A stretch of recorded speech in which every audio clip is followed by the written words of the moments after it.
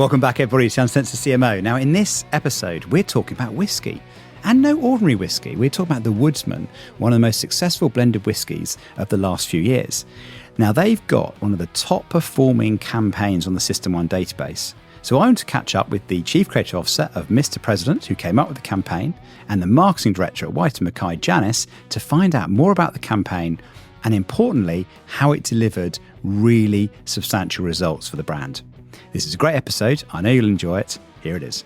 Welcome to you both. Thanks for having us. Thank you for having us. Really been looking forward to this talk as well. Like Woodsman, one of the surprise kind of chart-topping brands of last year came, I think it was the most successful on the System 1 database as well. So congratulations. Thank you. Maybe we should start a bit, go to the origins of Woodsman. Where does it come from? And I'm fascinated to know, the whiskey category is kind of famously steeped in history and tradition and that kind of thing, isn't it? So, what were you trying to do when you invented Woodsman? Well, the whole premise of it was we wanted to breathe new life into the blended whiskey category. So dominated by some 4 key players, doing massive category, doing well, but actually declining over the long term. So really it was around how do we recruit younger people into whiskey, into Scotch, and make it kind of the brand that they want to drink. So it was actually about growing the category from a different audience from where we were currently. And while there was other whiskies doing that, so American, Irish, Scotch weren't doing it. So that was our challenge. Yeah, and how do you go about doing that? I'd love to know how, because it seems like you've got some big spending competitors, obviously Diageo, Johnnie Walker, brands like that, got huge spend, dominate distribution as well. It's a category that seems very fixed in its ways. I mean, I had a short stint in kind of whiskey years ago, and all the mystery around it and all the kind of way you talk about it and the serve, do you mix it or don't you? Is it ice? Is it not ice? There's a huge amount of kind of staged tradition about it. So how do you change that? It feels like a really big challenge to get people to change how they see the category and how they use the category as well. I mean, like you say, there's so many traditional barriers. And when you speak to consumers, they either think it's, there's too many rules. They don't, like you say, they're not allowed to mix it. It's too exclusive. It's you need to know before you ask about it. Otherwise, you're going to look stupid. So there's lots of, a lot of baggage that people have about ordering a whiskey or buying a whiskey. And so it's how do you cut through? How do you communicate that we don't care? Actually, this is about you just enjoying it, about drinking it any which way you want to. And it's about just choosing a really, really nice drink on the occasion and what you want to drink it. So really appealing to that like modern spirits consumer and just like kind of throwing off the shackles and saying, welcome, rather than stay away. It was from early doors. It was kind of, we need to make a whiskey campaign for people who aren't that bothered by whiskey, and certainly not by the world that they think that it inhabits, like the foggy moss and the kind of the stern-looking stag and the leatherback Chesterfield. It wasn't about that at all. And actually, I remember you guys were saying we need to try and think more of think more of who we're appealing to, think more of as kind of a beer drinker. So the fact that we had to defy the kind of the category and be completely different to what everybody else was doing from the campaign point of view was kind of really clear, and the stall set out early doors. I think a lot of the brands, they just talk product, and I think the category's been very guilty of just talking about the liquid and the barrels. And actually, when you speak to consumers, you just realise, again, we are not the consumer. They are not bothered about the barrels, about the process, about how long it's aging. They just want something that they like to drink and know how to drink it and feel comfortable and confident when they're doing it. So it's right, actually, why do we not talk to them about something that they might like? On their level, rather than trying to tell them stuff that they're not interested in knowing. You're right. It's an incredibly product-dominated category, isn't it? In terms of this many years in the barrel. This is the craft that we do to it. This is the beautiful product shot. I mean, the money that must get spent on just getting the glassware done in a certain light, and the zest of lemons and stuff like that. It's incredible. People are really obsessed, aren't they, in this category with kind of how it looks. But I think that's quite off-putting, isn't it? I mean, I was just saying to you earlier, wasn't I? I'm a very, very, very, very recent convert to whiskey. He says at the age of 50 here. It's taken me a while. But it is quite intimidating, isn't it? All the stuff that goes around it. So how do you do it differently? I'd love to know how are you turning up differently as a brand. I think it's about and like you say, making it simple. So it doesn't have to be difficult, because actually you're just drinking whiskey like you would any other spirits on the occasions. And it's about really understanding what is that occasion that you want to have this drink, and then making sure that you're kind of to see it, to believe it. So showing that, and also just kind of showing actually, we don't take ourselves too seriously. It can be really fun. And actually, whiskey drinks, it's a nice industry to be in. And actually we should share that more, that conviviality side of it, rather than that serious side of the drinks. I mean, obviously it's a craft. It takes a lot of time to make really good whiskey. There's a lot of time, effort, investment that goes into that. But really you want to just share it and enjoy it. So it was about getting that sentiment over and getting that kind of emotional connection. No, I had a very small stint in working for Suntory, and we managed to go over to Yamazaki, where they make the sort of famous Japanese whiskies. And they had a real problem managing demand and supply, because I think they went and won a whole load of awards and became incredibly in demand. And they had to sort of wait about 10 years before they could catch up with themselves. How do you balance the sort of demand and supply? Because obviously the more successful you are, the more of a problem you actually give yourself. It's a weird kind of dynamic, isn't it? It really is. And you have to be in the long-term planning game. I think that's the thing. This is not a short term. You can't just turn it around like gin or something that's really quick to make. You have to be really thinking about the future of the company, thinking about the future of the brands, investing in the infrastructure, in the casks, in the liquid. And actually then it is a really fine balance, obviously working with the retailers, working with the on-trade in terms of getting that distribution and visibility, and then that rate of sale. And that can go either way. You can be out of stock, and that can be a massive problem. But luckily, hopefully we've planned well, we've been ambitious, and we have enough stock laid down to not be off sale. And what about availability? Because with any kind of high end product like that, where you're sold says as much about you, as what you're selling, kind of thing. So, what was your approach to kind of seeding the brand and growing it from the beginning? So on Woodsman, it's really about appealing, like I say, to that mainstream consumer. And actually, they're everywhere. And so this is about, this isn't about just targeting a real niche segment. It's about actually opening up the category to everybody.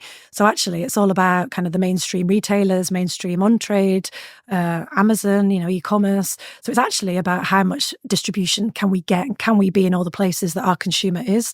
So that's been the target, is kind of trying to increase that distribution. And how about overcoming the perception barrier? Because when you say whiskey to people, a lot of people go, oh, that's going to be that's a tough one, I know going back to go to Japan, actually, they kind of create this thing called a highball, which absolutely transformed kind of whiskey in Japan. So how do you get people to actually overcome that? Because it's also quite expensive. I mean, I know it's cheap for whiskey, but it's still quite a big outlay, isn't it? Well, it is. And I think we're actually looking at different ways of banishing the myths. So like you say, on the face of it, it's like expensive for a 70 cl bottle of whiskey. You break that down per serve, it's actually probably cheaper than a beer or a glass of wine or something else that you might buy. And so it's about actually just telling the facts and, having that cost per serve rather than cost per litre on the labels. It's about showing the serve. It's about inviting people in and saying, have this whichever way you want it. How about trying it with Coke? How about trying it with ginger? Offering some suggestions. And then, obviously the comms campaign is critical, because it's around actually getting that top of mind awareness to then bring people into the fixture and hopefully be in with a chance of them choosing you when they're faced with that wall of whiskey in the retailer or at the bar. I think, how you behave, how the Woodsman now behaves, it conveys that. It conveys that there's less barriers, but the nature and the tone and how it's all been kind of approached. It's less prohibitive. It's kind of, you understand, maybe not directly the key, but they understand that that's more accessible to them. They can buy into that and relate to that much more. Like the product shop we talked about earlier, the end shop was always going to be a mixer. It was never going to be kind of straight. Just because you said something, if you said something like, do you want a gin? You'd never think, I'll have that one. I'll have that neat. So like the mixer is not a bad kind of like secret, dirty sort of secret. It's kind of like, no, it's part of it, and we just want you to enjoy. And that was kind of always really clear. So I think having that kind of behavior and acting in that way, I think it conveys that people understand that it's one that's sort of suitable for them. Yeah, totally. Well, I think that's one thing that stood out about the campaign last year is how it kind of defied the category conventions, as it were, which made it stand out. And it got an amazing response, as we know, on the System One database. So top spirit ad, well, number 6 spirit ad of all time, I think, and certainly the number 1 whiskey ad, which is amazing. So congratulations on that. Yeah. I'd love to talk a bit more about the positioning as well, the well-earned positioning. I quite like it. I mean, I was just chatting to you earlier, wasn't I, I was just over in New York, and And I remember raiding the mini bar at the end of a very, very long day. And actually, I would have a whiskey. It was just like the perfect kind of, right, that's been a busy day, but it was a lovely kind of moment to sort of relax to. So when I saw your position, it kind of really resonated as an occasion. So where did you uncover that insight and how did you get to that positioning? It was like a consumer insight, as you say, of having that kind of like, I just want to kind of reward myself with something nice, just something a little bit, something at the end. But we were really clear that it wasn't a reward for a big endeavor. This wasn't kind of you've done something loads and you really have to really earn it. Again, that would fall into kind of the category norm, I think. I think this was always about honest everyday endeavor. This is always about being there. You've done something, great. You've earned yourself a well-earned Woodsman. So it's kind of like, there were some intrinsics there as well, about like this, like the barrels are twice aged and they're kind of like twice fired as well. Consumer doesn't care about those, but there were some kind of truth and intrinsic from the product outwards. But I think it was just more that insight of the consumer. Let's just kind of reward people for kind of doing the do, kind of reward life's doers. You've done something, honest endeavor, you've earned yourself a Woodsman. I kind of wanted that to come across, that it was a reward, but it was kind of a very attainable one. And it was about that everyday endeavour as well. So it was like, what we find is there's a big barrier there because people save their whiskey for a special occasion, which obviously reduces the amount of occasions you have, which reduces your rate of sale. So it was about actually, how do we bring this into the everyday? And like I say, keep this at the top of mind. Like if you were going to have a gin or a wine or a beer, how do we get Woodsman into that kind of frame of reference? So those honest everyday endeavours and just that kind of, everything in moderation was sort of where we really liked that insight that the consumers were telling us about. You didn't have a very famous actor walking down a mountainside with a 6-minute speech to camera about the kind of lengths they went to create something. I mean, that's kind of what you imagine in your head, isn't it? Is the ultimate whiskey ad, and this is like the complete antithesis for it. So for people listening, because most people will be listening, can you describe the ad you made and how you went about it? I mean, maybe Jon, you could tell us sort of the origin story of the idea and just bring it to life for us. Well, I think it's called the Woodsman. So I think when we were kind of briefed on we need this sort of campaign, we had the well-earned positioning there.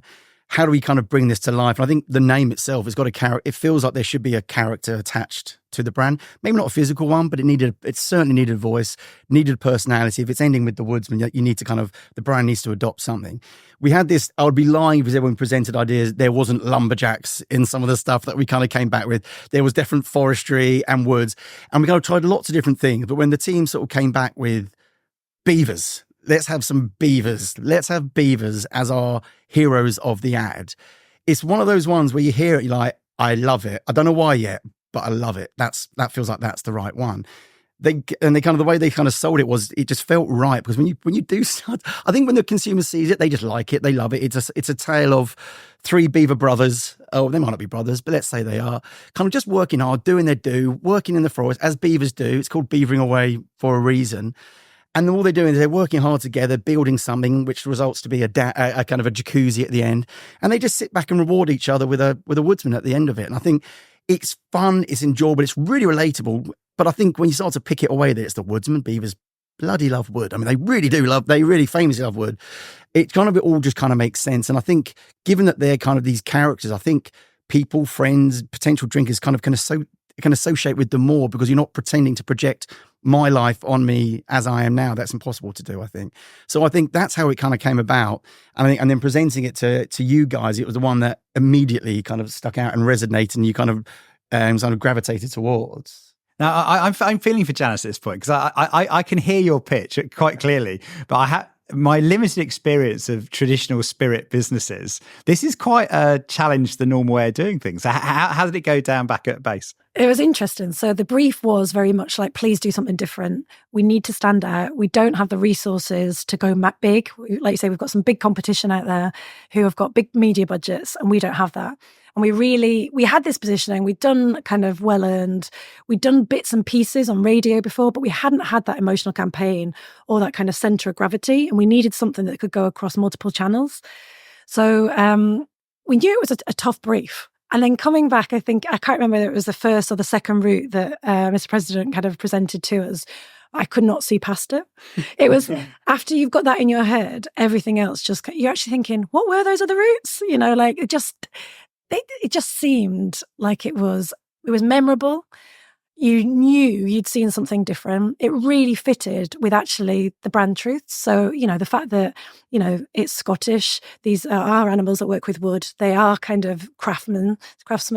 There was a lot of synergy with quality, with what we wanted to get across to the consumer about our product. This wasn't about kind of diminishing the quality of the product in any way, but just about opening it up to that sociability.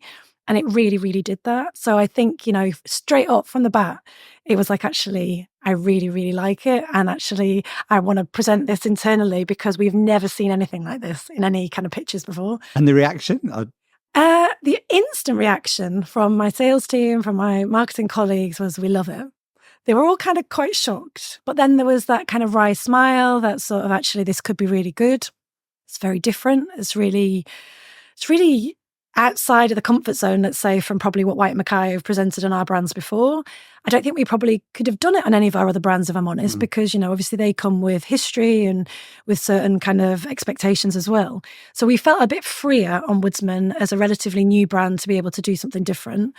But presenting that to the board to say, this is the big idea, this is what's going to underpin the growth for the next few years, this is a 5-year plan that we need to kind of all hold hands and agree to, was an interesting experience. I love those moments. They're those tumbleweed moments where you're so convinced by it, you look around the room and just go, okay. And I was so passionate about it, especially when you've lived with it for a few weeks, and you've worked it all up. And so that's you're really the challenge with these confident. situations, isn't it? Because I know in my experience, you kind of, you go quite far down a route, don't you? And you get more and more excited by it. And then you realise you're presenting to a room cold who've never sort of, So how do you help with that? Well, I think it's really interesting because I think there was actually, mad as this sounds, that it was actually quite a sensible decision to do beavers.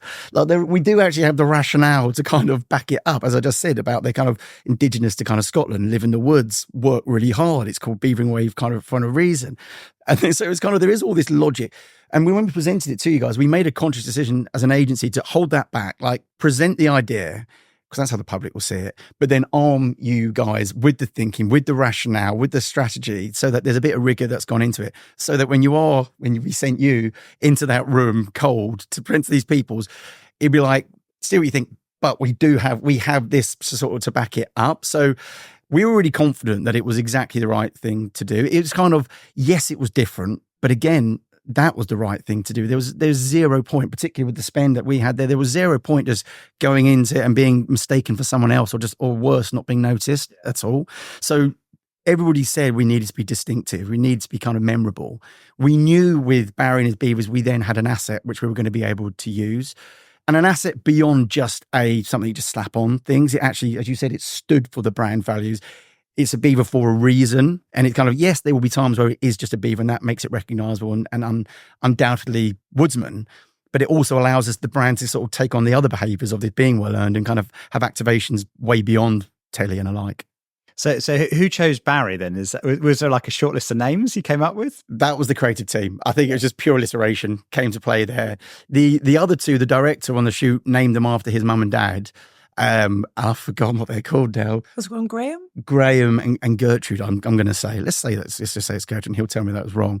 But Barry and his band of Beaver brothers, I think the alliteration was just something that we couldn't help but kind of name him and coin him. I mean, there's a lot of lovely stuff in the campaign. I mean, one of the things that you've already talked about, which I think is amazing, is how the kind of communication idea and the products are so interwoven. It's partly why you had that gut reaction, I think, isn't it? You go, yes, it's telling our story. It's authentic to what we're about, which is quite hard to get to sometimes. And the other thing is you kind of entertained in a category that's really about education. I mean, it's like perfect serve.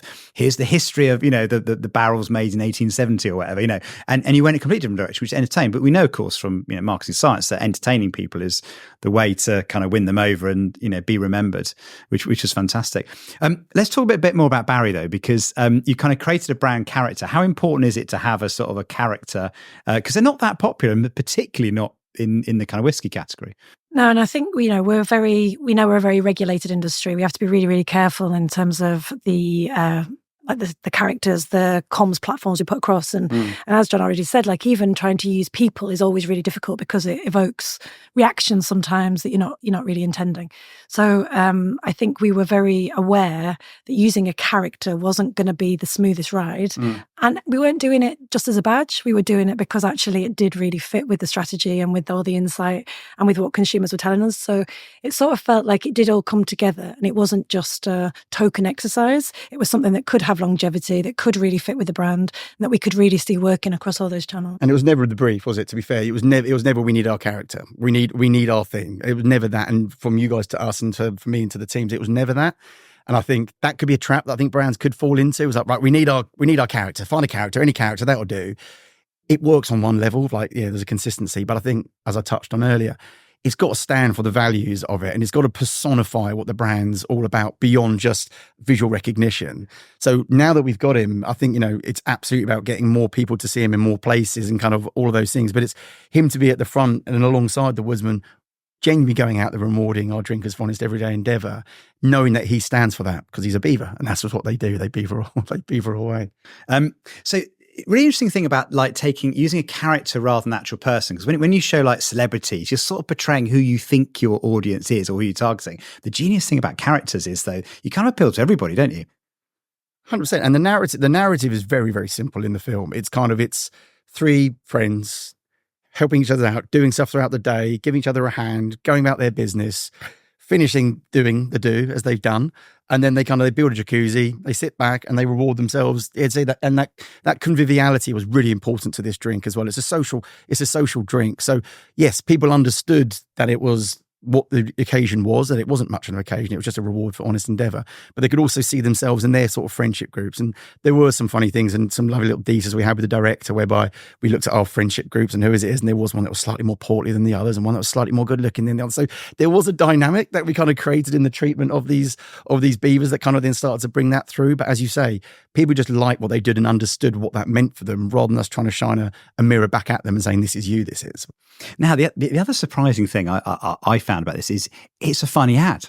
And again, in a very traditional category, humour's not really used very much, is it? Was that a conscious decision to try and make something entertaining and funny? We definitely wanted a light-hearted view. And I think that was in the brief, which was, how can we have the social aspect? How can you break down that convention of this being kind of a really serious, usually I think you think of a blended whiskey and you just kind of think, maybe an older man sat by a fireplace in Scotland in the dark, solitary drinking, and actually on a special occasion. And so it was like, no, we want this to be social. We want this to be about friendships. We want this to be about the reward for everyday endeavour. So yes, it was about opening it up and actually, what do you do when you're with your friends? You want to have a laugh. You want this to be entertaining. You don't want it to be too serious.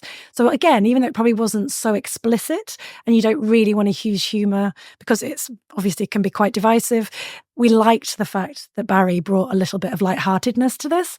It was about, let's not take ourselves too seriously because our customers don't. So let's actually lighten the way. It's something we forget, isn't it? That actually, having a drink is a very social thing, very much, doesn't it? It is about enjoying time with friends.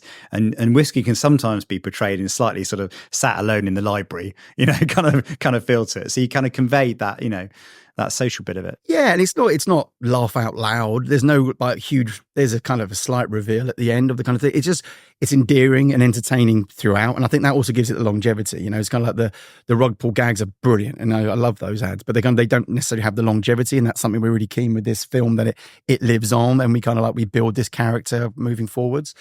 And I think, just the fact that he's a puppet as well, which is a very conscious decision we made, having that kind of imperfection, making it not perfectly, not kind of making sure. And there is homage to the great John West ad at the beginning where we start on this and are they real? Are they not real? No, they're definitely not real. So there was a definite homage to that. And I've seen on a few comments on LinkedIn, there has been reference to that ad. And I think our job is done because that's one of my all-time faves. But yeah, so I think just tonally throughout, it was just engaging and endearing, which made it entertaining. Now, for everyone who's watching, we do actually have Barry live on set here. So everyone meet Barry. They're going wave to the camera. Here he is. This is is Barry a one-off, or do you have to get Barry made? Spoiler alert: there are 3 in the ads. There are 2 made with 3 heads. 3 heads. Oh, you need heads. More heads. That's just efficiency. There are some efficiencies we were doing to help our client friends out, to try and make it work for kind of the budget. So yeah, no, there was two puppets, 3 heads made, so that we could then make sure that there was 3 of them. But yeah, we were just shot it in a clever way so that they always appeared on screen. Actually, Barry's got a question for you. Hang on a sec. It's like, oh, he's checking about when he's going to get his commission. Yeah, his agents are on us. He's a tough guy. He looks lovely, but yeah, his rider list on set was quite long. Pretty demanding. One of the advantages, actually, isn't it? Of course, characters, he's not having to deal with agents and expensive usage rights that run out after a year. But talk to us a bit about the craft, because there's a lot of lovely touches in the ad as well, isn't it? The voiceover, I thought was very right. The music, things like that. How important are those? Very. I mean, as you say, craft is super important. But I think with this, we were always going to be treading a line of, we couldn't make this, whilst it was an animal, it could not be appealing at any point to children. So the crafting of it on one hand was kind of pragmatic, and then on the other there was a real kind of creative choice. Very early we decided we wanted these to be real puppets, really made. If we were a brand that's rewarding honest endeavour, let's kind of reward people for making it. Let's reward the people who've crafted this and made this. Let's reward the puppeteers that have been painted out. Let's reward the people who painted out the puppeteers that are on it.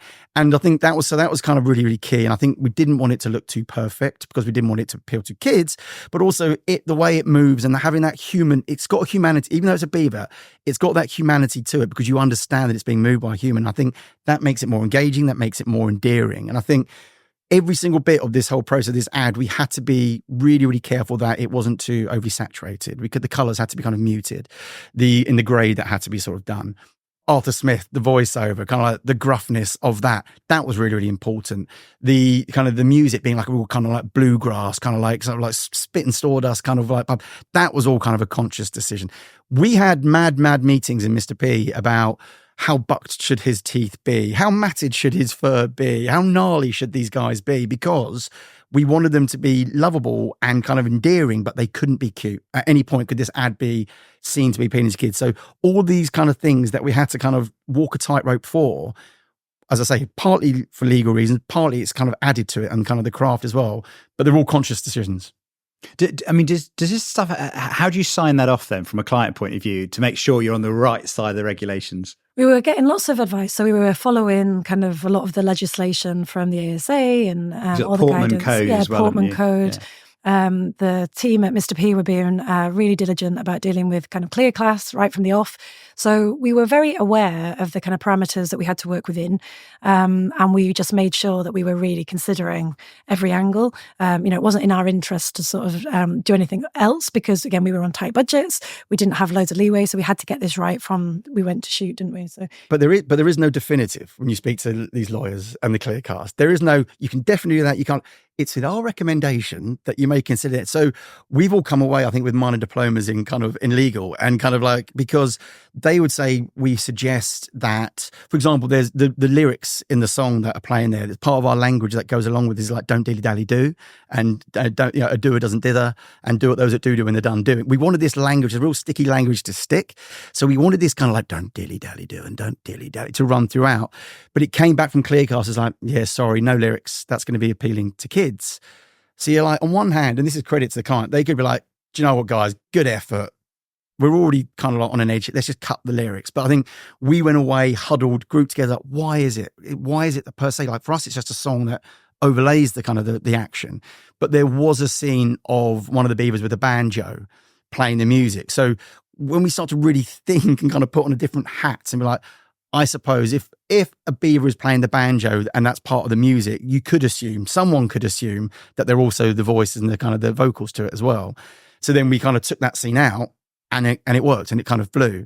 But as I say, the guys could have said, yeah, nice try, Jon, but let's just get rid of it. But they didn't. So I think it's a real testament to us and the team. My account team, Lily and Julie, were kind of like devil's advocate for a long time, asking us in the question. We were having lots of crazy chats about the whole time. But I think we then hopefully gave you the confidence. Then we kind of presented back that we've thought about all these things. That ultimately, as I said, it was never guaranteed, but we were pretty sure that we'd done everything, thought about everything to make sure that it wasn't. Now, you've obviously got a very productive working relationship to get to kind of what you're doing. So, Janice, what are the secrets to kind of, picking the right team to work with and getting some good results from a client point of view? I think it's about, like you say, seeing yourselves as one larger team. So we're not on kind of two opposite sides. We're all trying to get to the same objective. And it was really important to us, I think, for us to be really open and transparent about what we were trying to do.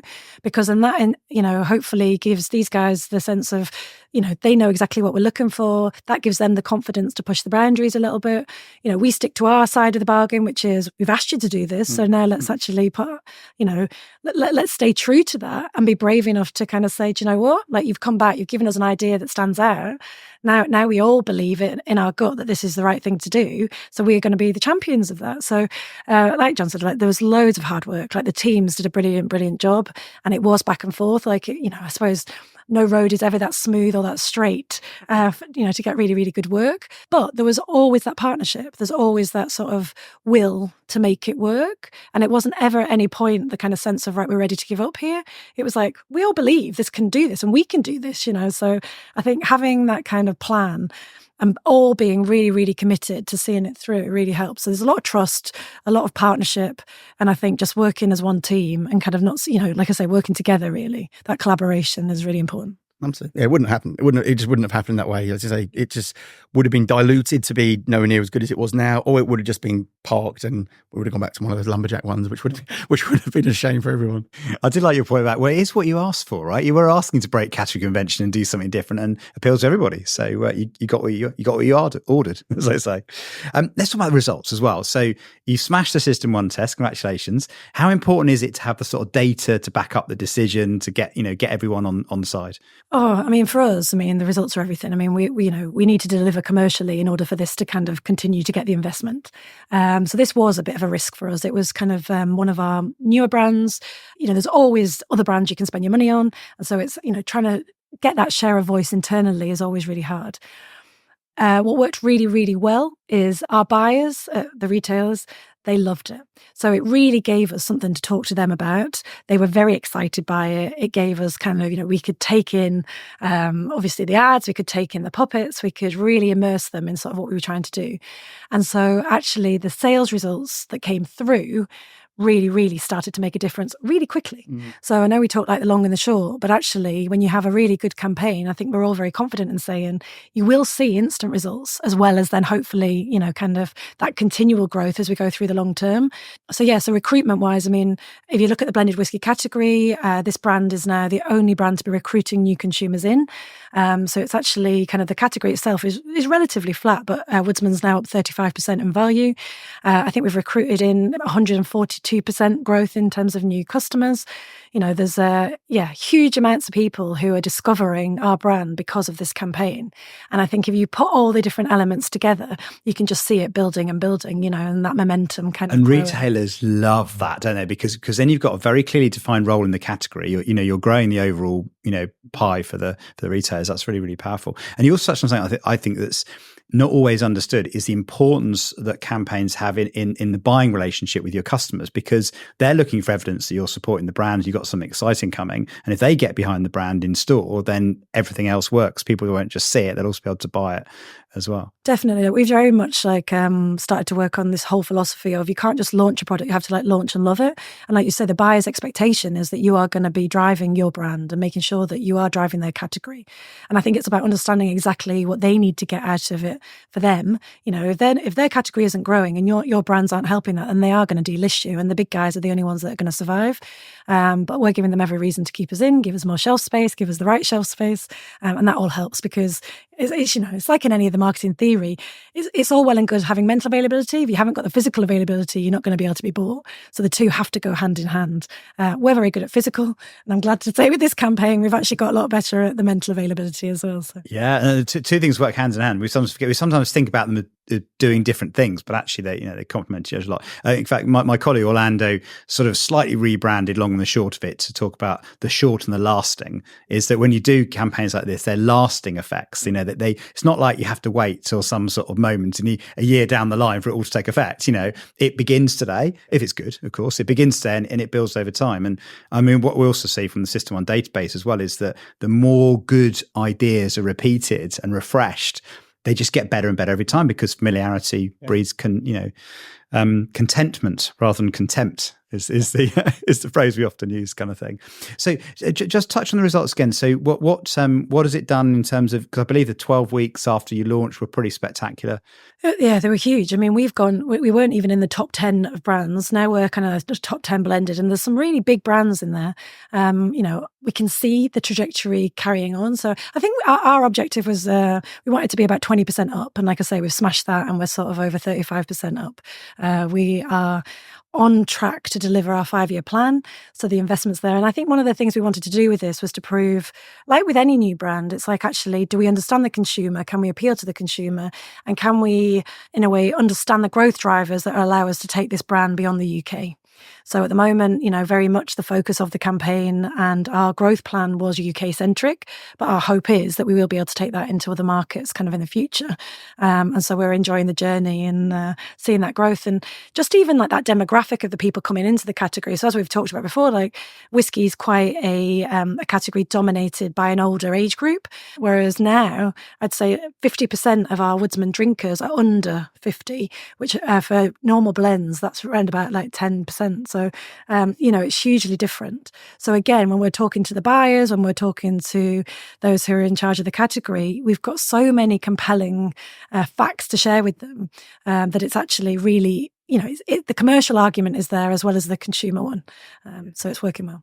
That's very, very exciting. Well, I'm dying to find out what happens next then. So like you've had this sort of smash hit campaign, as I say, top the System 1 charts and whiskey was very standout, very different. What do you do next? It's about carrying on. Like you said, like actually what we're really thrilled with is, what we don't want to do on our tight budgets is constantly recreate the wheel and be constantly redoing creative. So now we've got this asset, that is what is now going to go through into kind of, the subsequent years, subsequent periods. So because we're also excited about the results, we're very, very confident to run this again. We're very confident to take it into different trading periods. So, Barry can appear through Halloween, through Bonfire Night, through Christmas.